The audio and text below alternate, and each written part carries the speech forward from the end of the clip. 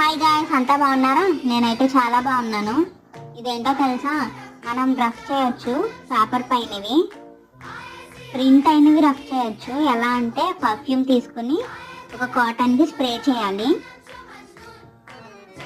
Spray చేసిన తర్వాత ఒక బిల్లుని తీసుకోవాలి. ఒక కరెంట్ బిల్ అయినా ఏదైనా షాప్ దగ్గరికి వెళ్తే బిల్ ఇస్తారు కదా, అటువంటివి. నా దగ్గర కరెంట్ బిల్ ఉంది. స్ప్రే చేసిన కాటన్ని రఫ్ చేస్తే, దానిపైన బిల్ పైన రఫ్ చేస్తే రఫ్ అయిపోతాయి. ఎందుకు ఇలా జరుగుతుంది అంటే థర్మల్ పేపర్ వల్ల. బిల్లుని థర్మల్ పేపర్ పైన పెడతారు కాబట్టి. ఓకే, వీడియో నచ్చితే సబ్స్క్రైబ్ చేయండి, వీలైతే లైక్ చేయండి. Thank you. Bye bye.